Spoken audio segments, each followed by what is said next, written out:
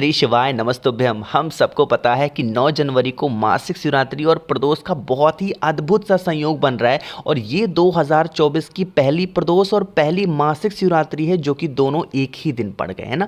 काफ़ी लोग के मैसेज आए, भैया मासिक शिवरात्रि पे जो 7 धतूरे वाला उपाय है बीमारी को दूर करने के लिए, ख़त्म करने के लिए, वो एक बार आप समझा दें।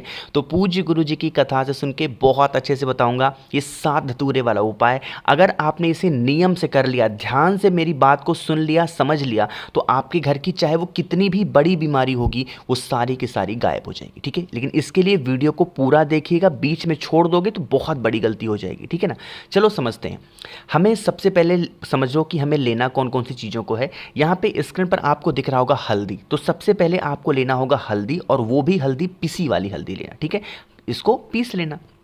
अब इसके बाद हमें लेना होगा धतूरा, जो सबसे मेन चीज़ें हैं। जैसा कि लिखा था 7 धतूरा, तो आपको भी लेना होगा 7 धतूरा। ठीक है, गिन करके 7 धतूरा लेना।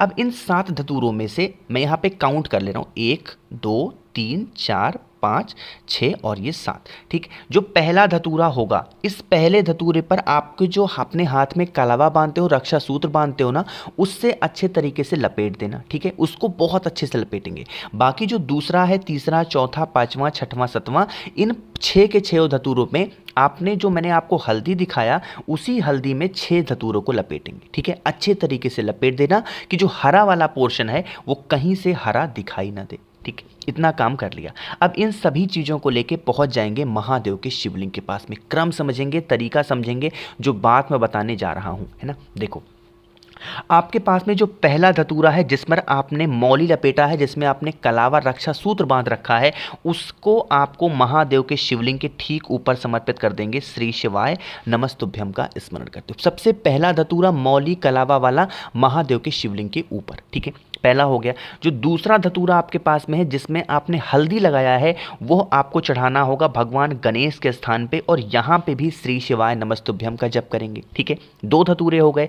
जो तीसरा धतूरा होगा वो भगवान कार्तिकेय के स्थान पे चढ़ाओगे, यहाँ पे भी श्री शिवाय नमस्तुभ्यम का जप करेंगे। ठीक है, और तीसरे धतूरे में भी क्या लगा हुआ है?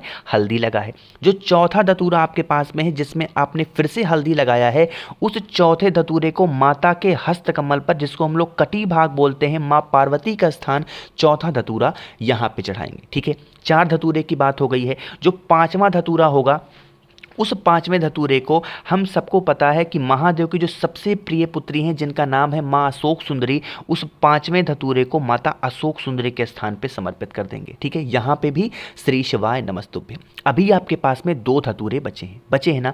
देखो, जब गुरु जी ने कथा अपनी सुनाई थी इस उपाय से रिलेटेड, तो 6वां जो धतूरा था वो बताना वो भूल गए। ठीक है, तो 6वें धतूरे को आपके पास में 2 ऑप्शन है। पहला ऑप्शन तो ये है कि आप चाहें तो महादेव के शिवलिंग के ऊपर ही रख सकते हैं 6वां धतूरा, या फिर आप चाहें तो नंदी बाबा के पास में उस धतूरे को रख सकते हैं। ठीक है, 6 धतूरे आपने रख दिए। अब जो 7वां धतूरा है, उस 7वें धतूरे को जब हम जल चढ़ाते हैं, इसी जगह से जल नीचे गिरने ही वाला होता है, इस स्थान पर आपको 7वां धतूरा समर्पित कर देना। ठीक है, 7 धतूरे समर्पित करना, हाथ जोड़ना, विनती करना, महादेव से प्रार्थना करेंगे। हमारे घर का ये इंसान है, बहुत ज़्यादा बीमार रहता है, बहुत ज़्यादा परेशान रहता है, महादेव आप इसकी बीमारी को दूर कर दें।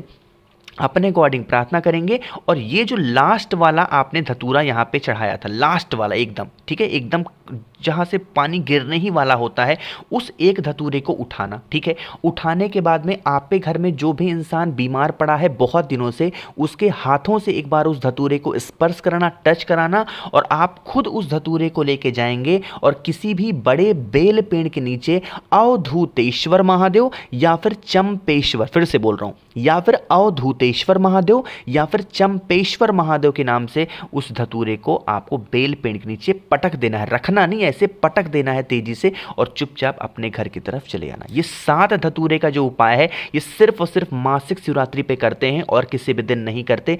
करके देख लीजिएगा, आपके घर में जो इंसान बहुत दिनों से बीमार होगा ना, 2024 में इंसान ठीक जरूर होगा। बस नियम से जरूर करिएगा। ठीक है, समझे आप। चलो, तो यहाँ पे हम लोगों ने पहले उपाय की बात की जो कि 7 धतूरे वाला था।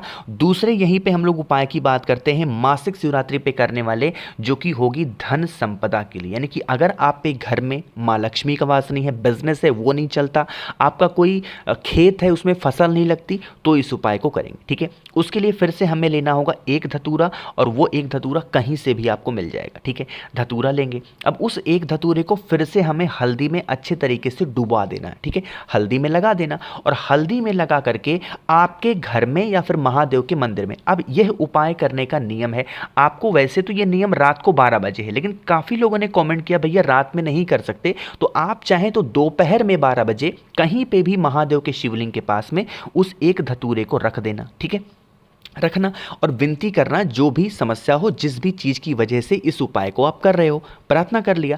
फिर इस धतूरे को उठाना। ठीक है, और उठाने के बाद में एक लाल कपड़ा लेना, और इस लाल कपड़े में अच्छे तरीके से उस धतूरे को बांध देना। अच्छे से बांधोगे, और बांधने के बाद कुछ ऐसी पोटली बनेगी। अब इस पोटली को उठाना और आपके घर में जहाँ पे भी धन संपदा आप रखते हो, पैसे रखते हो, वहाँ पे रख देना। आपका कोई खेत है उसमें फसल नहीं आती, तो खेत के नीचे दबा देना। कोई दुकान है, व्यापार है, वो नहीं चलता, तो उस व्यापार वाले स्थान पे इस पोटली को रख देना।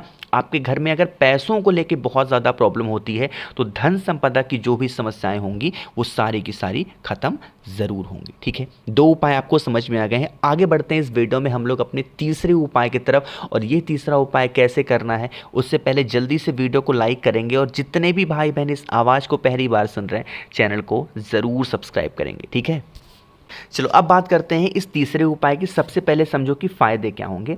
सबसे पहला फ़ायदा तो इस उपाय का है कि अगर मान लेते हैं कि आपके घर में किसी इंसान को बहुत ज़्यादा बीमारी है, उसकी उम्र घटती जा रही है, ठीक है, तो इस उपाय को करेंगे। दूसरा, इस उपाय को कर्ज मुक्ति के लिए भी कर सकते हो। ठीक है, समझेंगे।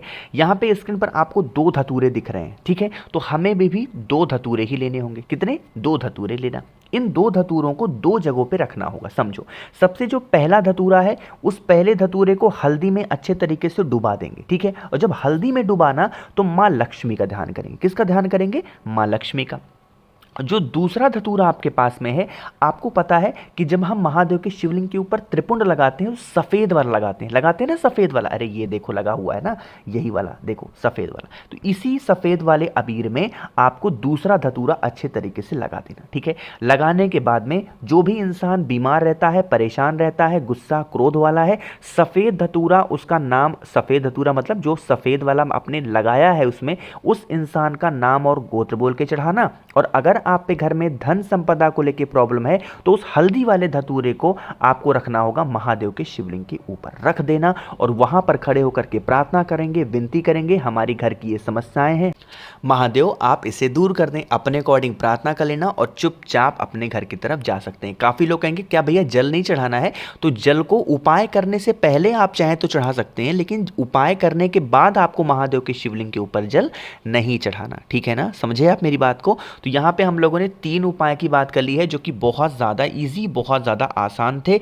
अब हम लोग इस वीडियो के सबसे आखिरी और सबसे अच्छे उपाय की बात करने जा रहे हैं, जो कि चौथा उपाय है। यह उपाय होगा इच्छा पूर्ति के लिए। बहुत ज़्यादा डिस्टर्ब हो, बहुत ज़्यादा परेशान हो, तो इच्छा पूर्ति का ये उपाय ज़रूर से ज़रूर करना। मासिक शिवरात्रि प्रदोष का दिन एक ही बार, एक ही साथ आ गया है, और ऐसा बहुत कम देखने को मिलता है। ठीक है, देखो यहाँ पे आपके सामने शमी का पत्ता दिख रहा है, तो ले लो एक प्यारा सा शमी का पत्ता।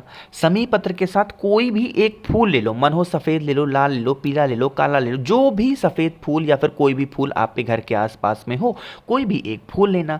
उस एक फूल के साथ में एक बेलपत्र, यानी एक शमी पत्र, एक फूल और एक बेलपत्र को अपने दाहिने हाथ में, राइट हैंड में रखेंगे। लेके पहुँच जाना महादेव के शिवलिंग के पास में शाम के टाइम पे प्रदोष काल में। सबसे पहले उन तीनों चीज़ों को माता अशोक सुंदरी के स्थान पे अपनी मनोकामना कहते हुए रख देना। फिर यहाँ से फिर उन्हीं तीनों चीज़ों को उठाएंगे, माता के हस्त कमल पे रखेंगे, और फिर माता के हस्त कमल से उठा करके महादेव के शिवलिंग के ऊपर उन तीनों चीज़ों को रख देंगे, एक फूल, एक शमी का पत्ता, एक बेलपत्र, और जो आपकी कामना हो वो कह देना। आपकी विश, आपकी जो भी इच्छा होगी, जिस इच्छा से इस उपाय को आप कर रहे हो, वो इच्छा महादेव पूरी ज़रूर करेंगे। ठीक है, करके ज़रूर देखिएगा इस उपाय को। इससे प्यारा उपाय इच्छा पूर्ति का प्रदोष के दिन का नहीं हो सकता, तो आप सभी लोग ज़रूर से ज़रूर करेंगे। ठीक है, कोशिश की है अच्छा समझाने की। तो वीडियो पसंद आई हो तो लाइक करेंगे। कुछ पूछना है, नहीं समझ में आया, नीचे कमेंट सेक्शन में पूछ सकते हैं, या फिर जितने भी भाई बहन इस आवाज़ को पहली बार सुन रहे हैं, चैनल को ज़रूर सब्सक्राइब करिएगा। श्री शिवाय नमस्तुभ्यम।